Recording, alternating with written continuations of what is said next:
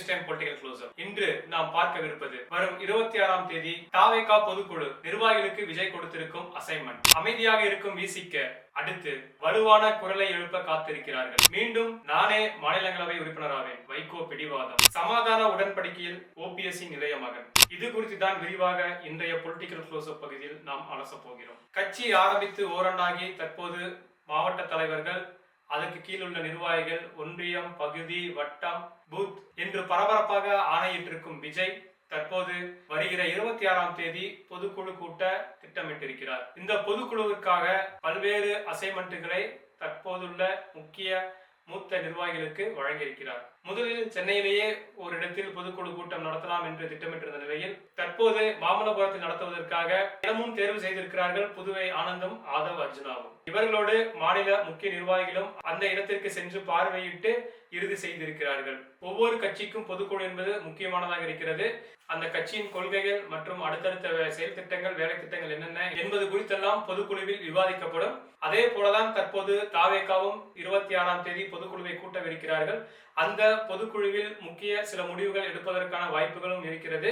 இதில் தற்போது புதிதாக தேர்ந்தெடுக்கப்பட்டுள்ள மாவட்ட தலைவர்களுக்காக சில முக்கிய அசைன்மெண்ட்டும் விஜய் கொடுத்திருக்கிறார்.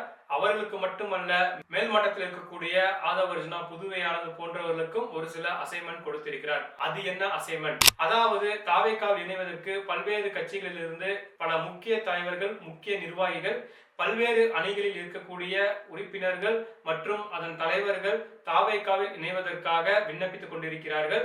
அவர்களை முறையாக இணைப்பதற்கான ஒரு விழா மேடையாகவும் இந்த பொதுக்குழு கூட்டம் இருக்கும் என்று தாவேகா தரப்பில் கூறப்படுகிறது. அதோடு மட்டுமல்ல, கட்சியின் 2ஆம் ஆண்டு தொடக்க விழா மற்றும் 1ஆம் ஆண்டு விழாவில் எப்படி முக்கிய நிர்வாகிகளாக ஆதவ் அர்ஜுனா மற்றும் நிர்மல்குமார் இணைந்தார்களோ அதே போல் அந்த 26ஆம் தேதி பொதுக்குழுவிலும் மாற்று கட்சியில் இருந்து முக்கிய நிர்வாகிகள் இணைவதற்கான வாய்ப்புகள் அதிகம் இருக்கும் என்று சொல்லப்படுகிறது. சமீபத்தில் சென்னையில் விஜயை சந்தித்த தேர்தல் வியூக வகுப்பாளர் பிரசாந்த் கிஷோர் தாவேகாவிற்கென்று 15 முதல் 20% வரை வாக்கு வங்கி இருப்பதாக ஒரு கருத்து கணிப்பு எடுத்து சொல்ல இருக்கிறார்.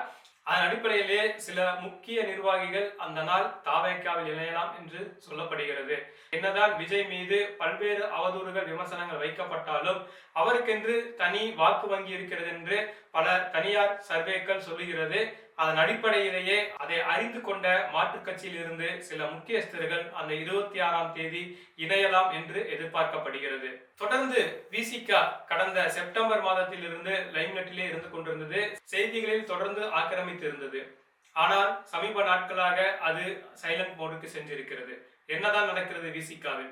ஆதவ் அர்ஜுனா விசிகாவிலிருந்து விலகிய பிறகு விசிக பற்றிய செய்திகள் வெகுவாக குறைந்திருப்பதாக கட்சிக்குள்ளே சில கருத்துக்கள் எழுந்திருக்கின்றன.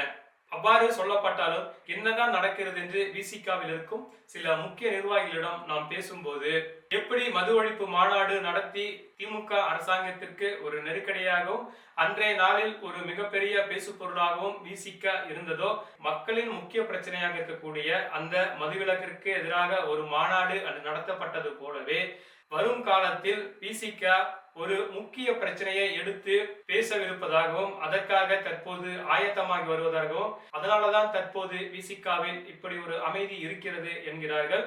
கூடிய விரைவில் மதுவிலக்கு மாநாட்டை போல் ஒரு முக்கிய பிரச்சனையை கையில் எடுத்து விசிக மாநாடோ அல்லது முக்கிய நிகழ்வாக தமிழகத்தில் நிகழ்த்துவதற்கான அத்தனை ஏற்பாடுகளும் அமைதியான முறையில் நடந்து கொண்டிருக்கிறது. நாம் நேற்றைய பொலிட்டிக்கல் க்ளோஸ்அப்பில் பேசியிருந்தோம்.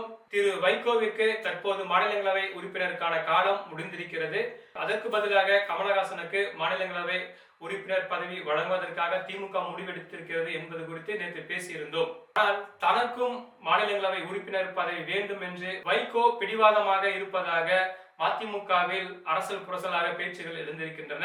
பாஜகவை எதிர்த்து அரசியல் ரீதியாக இப்போதும் வலுவான ஒரு போர் தொடுத்துக் கொண்டிருக்கிறார் எங்கள் கட்சிக்கும் சிங்கம் வைகோ என்று மதிமுகவினர் சொல்கிறார்கள். அதனாலேயே அவருக்கு மீண்டும் மாநிலங்களவை பதவி வழங்க வேண்டும் என்று திமுகவிடம் வலியுறுத்தியிருப்பதாக மதிமுக தரப்பில் இருந்து சொல்லப்படுகிறது. தொடர்ந்து அதிமுகவில் நடக்கும் உட்கட்சி விவகாரங்கள் குறித்து பேசி வந்து கொண்டிருக்கிறோம்.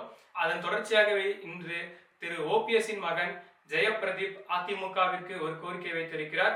எந்த நிபந்தனையும் இன்றி தனது தந்தை அதிமுக இணைவதற்காக ஆயத்தமாக இருக்கிறார் என்பது குறித்து பேசியிருக்கிறார்.